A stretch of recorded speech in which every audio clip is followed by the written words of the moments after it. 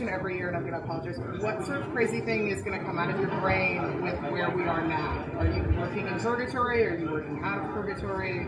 For what? For what I'm doing specifically, what idea do you have that can come out of your brain that you can watch and say that is amazing? Let's see. I don't know. I just throw things up there and see what sticks. Well, I'm going to be doing some vampire work. My first episode this season has some vampire stuff going on. I think that's reasonable for me to play around with, which is a challenge always because vampires are. I don't know if there's been a show about vampires before, so they've touched on some of the themes before. You've done that. Yeah, just a little. So that's going to be interesting, but it's a challenge in terms of what's new and old. Next question, please. When you get to a show that's 8 years old, how do you keep track of yourself? It's a daily question. I think. I mean, I think that shows that go this long, and we're also struggling with it too. Like you have to. That's a lot of water under a bridge, and in order for I don't know, very few 10-year or 8-year or 9-year shows or whatever.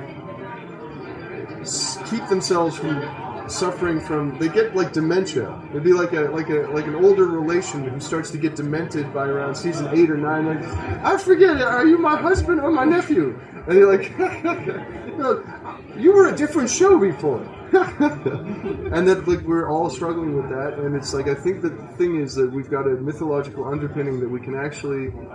And a point about what the plight of the boys is, and they are representative of a certain interpretation of the plight of humanity, and that has a certain kind of legs. So as long as we kind of open up the dimensions of that in the right way, we can get more, I think, meaningful time out of the story.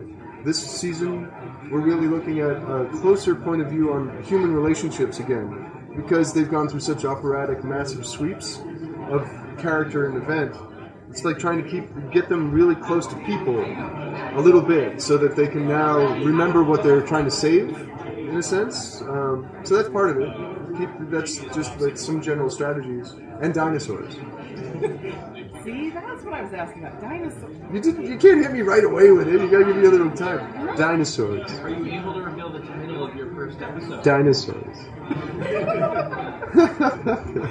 And it's not a Henson homage either. It's my own thing.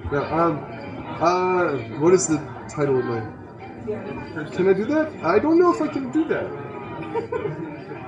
Where's Jeremy? I don't want to bother him. He's got a lot on his plate. I don't know. What episode is it? Number 5. Number 5? Yeah. Yeah. What? No, go ahead. In Jensen's last episode, with and My Bloody Valentine. So, we don't oh, right? That would seem kind of douchey, wouldn't it?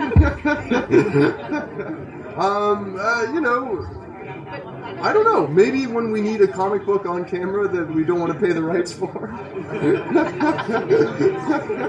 Yeah, go ahead, guys. Yeah, I mean, there could be. I don't imagine that Sam or Dean... Well, no, actually, they would be of the age to have watched the show, possibly. 91? Yeah, they'd be around, 12, watching it in the hotel. So they probably should make a tick reference. I'm getting kind of angry now. Can you talk a little bit about the transition from the end of last season to starting of the new season? Maybe the first 5 minutes of the season? To a degree. Obviously, you're touching on sore issues as far as revealing things. But no, of course. Shit hits the fan, I think, and then there's little bits of it on the wall.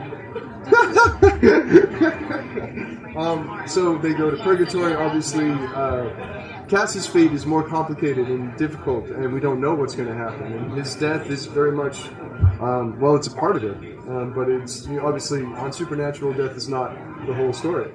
And then what else? Dean comes back. He comes back fast. It's not dissimilar from his return from Hell, but there's a different story there because the story for Dean in Hell was not a plot in that one. This one is like there's a whole other little movie of like what's going on in Purgatory. What did you gain? What did you lose? How did you get out of that hole? What did you have to do? So that's something we're going to play, and this is unusual for us. We're going to play that in a kind of continued sequence of events throughout the season, at least for a portion of the season. And it's just, again, like how do you make things new on a show like this in its 7th or 8th season? You start to play structural games. You start like, what's the paradigm of the show? How can we change it? What's the most running storyline we can play? What's the most subtle human interaction we can actually get people to care about? Because we're actually playing with one where, like, you have some real scenes that don't end with anyone getting stabbed. It's just human scenes, and then no one actually says any Latin. And so it's an experiment. Like, oh, can we have that? Let's see. Well, do you actually remember it kind of Purgatory, or will it be like a slow burn of remembering? He will come back with knowledge of his time there. Yeah. It's because in the case of Hell, that was a real storyline for us, and also with Sam, memory of that experience was used in a different way, but it's still, I would say, it would be a mistake to play that game again. Have him remember stuff. You can tell anecdotes around the campfire. One time in Purgatory, Dean, drop it. We've heard so many purgatory stories. Just okay. We good? I should go. I have to leave. Well, thank you very much. Thank you.